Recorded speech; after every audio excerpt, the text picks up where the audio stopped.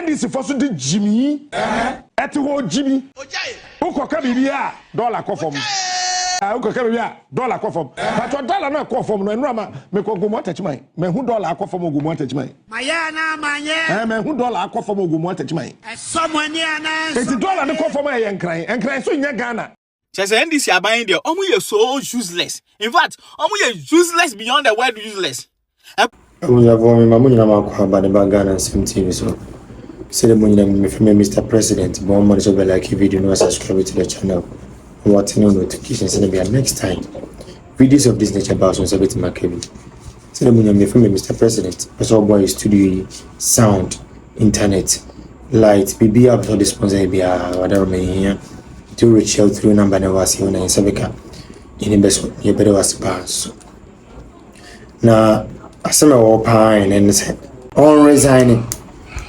Cause Ghana for say we not damp sir. Ya dream uniform to say indiscipline. So you almost say ya dream form we dey lie bad. Dey lie bad. Ghana for specific concern me go even. E na me kokko fa no. Na wo laptop esi ni so. E na mbisa n safe hi. E na o si o. School any teacher mom so mo fan brief no mo fan be ye work. School headmaster any assistant Mr. Benjamin na Mr. Dia ye damase papa parents any aso de maye. JDM ne na ban mo gba adwuma eyezu mo gba adwuma papa me first born okwa Accra school akofado penso na come there according no school mu ho no eduane no ye mom gari eni nsuohie entu ni pa akra okwa dan na okita ohito ena otuna flex na makro na ade akwakodi ti de bia me ba ne frame na complaini ti me kofa we me bisa ne se omo edide mu ti se o se ma oma yo bla yo ne milk wache ni kosia dokro ni sade obi ade ba na se nani enno anwuma dia meti asemi mam hu dwiri mi o. Can you believe say free teachers for Nkwala make sure say last batch ni because ade amose monto aso. Can you believe say Nana do the laptops egu ho man Nkwala no. Emma obi laptop ni hyehyɛ ne bag mu mesrɛ mo enye one school. Osi akwala na se men no wakan ya merɛ hu e osi madam ne ka twɛ mo say Nana di gu ho mam na o twɛn se mo bebe school na teacher fo ni ayifo ni nyina nyame hira mo. Because we see the bia mismanagement etimi de bibi masa mo fama school for na book na egu na asɛn bibi na egu na asɛn we de o ma cheche laptops ama akwala bia so mo ko digitalization ti na note no madam ha ne ho ntrongu board so ewo computer ni mu they say Wi-Fi fully. I don't know whether it's all secondary schools Mr. Mo akwala bia won sa ka bibia mama menye video the first time de me anase mo posti. It is still possible. Nana dwene Nkwala ne ho. Motimi akotutu Nana Addo statue atimi asai no. Hey, school kakra de betua munti. School kitwa bi nti mo se mo mpe globalization, mo mpe digitalization. And kwa laptop bi esi ntro note. Bibia ko na bibia gu opeso research no use Wi-Fi tete.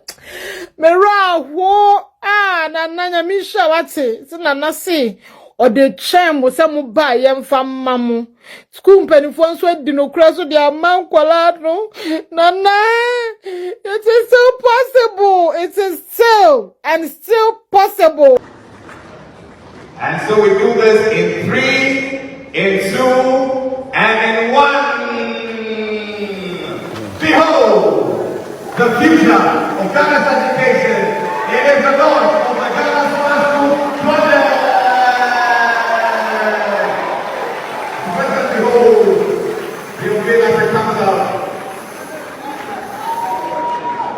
Wow.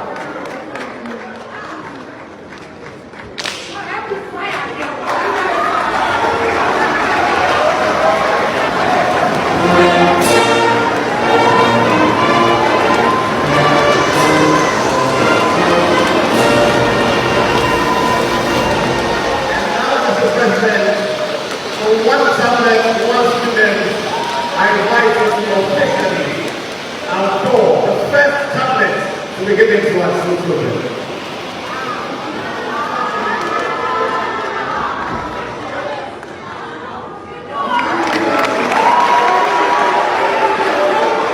And so, ladies and gentlemen, it is the state-of-the-art tablets equipped with every modern device and software for teaching and learning. The Mr. President, your children have... Nkwasiafuor woman. Laptop esi ubasra kufado ne ba onya na de ma mo. Mahama ba watch laptop. Jimmy. NDC for mun sua nyansa. Mahama ba ya no watch laptop. Laptop ekita oba no e yakufado ne ba onya na de ma no. Tablet. Oso uti echo na osresre. O geno, uti echo na osresre. Wani aje. O ma mi tantro wani aje. O ba betu ye school mo. O ba betu ye school mo. O be hu de de be ye o. O ma mi dintro na o sre. Wani aje. O ba betu ye school mo. O be hu de be ye o. Kwasiasam kra na o ma mi o kika no. Laptop ekita o bana o to o sisi na nim se obi a wawo be 5 ana ni aje aba papa onye serious woman we Nkwasiafuor ta o ba be na eye nso hye ni gare ene obe di kosua ni wache eye wo de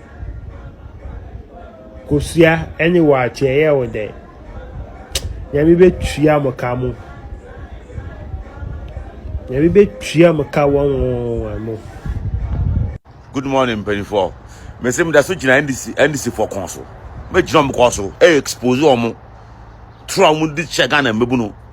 I don't see almost psychic and a mebuno adjune. And my gun and mebuno at disrespecting Nakufado. Did Nakufado attempt to conquest assumption Nakufado. Yakacham Mukacha Mebuni said, Momo, ever more edmo my right?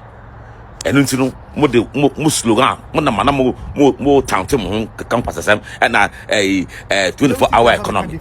I didn't Mebun to mean funny and to mean can you even read in between lines and true moody. Yes, and you say this Mamma on Babemdo, Mamma about or Babemuta, Munim Mamma, but still You lied. I couldn't the chick of trouble, Mamma. So, also about almost more my 24-hour economy, one job, 3 shifts, 1 year tomb. Moko pesoja any police ekodi mama ashida any saban ashida transforms on imparcel on to be funny for more than 5,000 but on transforms back over 500,000 edema Ghanaian youth we no what son so what fat the crebi on one nko for crebi no Stated emphatically.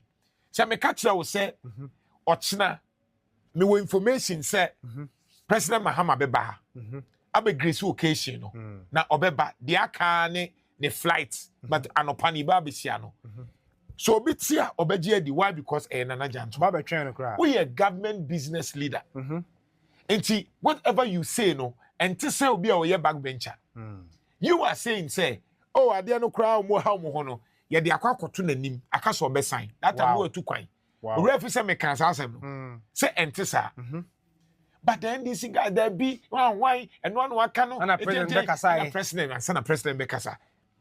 I clarify there. You have lied. You needed to apologize. One apologize. It's not funny. The reason why I'm Just NDC are buying there. You so useless. In fact, you useless beyond the word useless. Nkwasiafuor and Dr. Baomiefra Abiamu jamu ambulances 318 in less than 1 year. My ambulances in the Mako 127. I say ya any adwuma I'm ya park here see off. Out of 318 ambulances, Nkwasiafuor buy ni ja Mahama. Emu just 191 and a year adwuma. Nti ade nti na NDC foi. Mo ya bufo sa. Ade na mo ye wiki sa. Ade na mo de se mutiri mu eden sa. Mo ndwene Ghana fo ho sa. Hey! Mo ba ben mu goda mo beto ye. Goda Nkwasiafuor ne Dr. Baomia epegu wo. Mo aton ni nyina. Mo de to ahodo eto akotwi ba abraman dum so levi ene ne ekọ chese aba be to Ghana fo so. Sika akotwi ba abraman manya ni nyina ne so. Munya sika ever maintaining ambulances mo beto ye mo de sa ambulance ne kra mo nkra new ones mbam be ka ho a ne to you know, just keep them in good shape, keke. Keep them on the road. Send a bet me aje Ghana for nkwa. And no so munti minye. Meanwhile, and these appointees, Mahama then appointees, omu nyina obia, omu ba ben obia nya new V8. Car kesi expensive cars obia. Sami jamfi atoka sa kesi atobia mane nse woni nyina na yire ne maame na yire papa na yire ne munyan omu nyina nya brand new cars foolish kwatio for so sam cars akesi ya wodam anya asam ketwa mahama mai wo mo ye car show expensive cars a wo mo de be kyerɛkyerɛ ambulance de be gi Ghana fo nkwa e be gi ahia fo nkwa ambulance ebe boa Ghana for apom den eno de mompe ho asem nka eno de ehu hia muti momfa sika nkoma ya fa maintain ama ambulances no 127 in less than 1 year asay ade na mutimu eden sa chese mo de mobile say mobile be wie Ghana for chese mahama abana ya tutia no in 2016 I'm suspecting say ehu abufuo na what they are buying, what they punish Ghana for, sir. Because the report of people are one my firm actually because ambulance, no ambulance. Charlie ask if him more. Ask if him just say, at the papa be a kufuadwa buying she set to honum, and this year buying by in less than 1 year. Almost saying, Charlie Asante ni munyanso. Asante dream mu do. Pass over who wants Antony Jimmy. A GNDC party.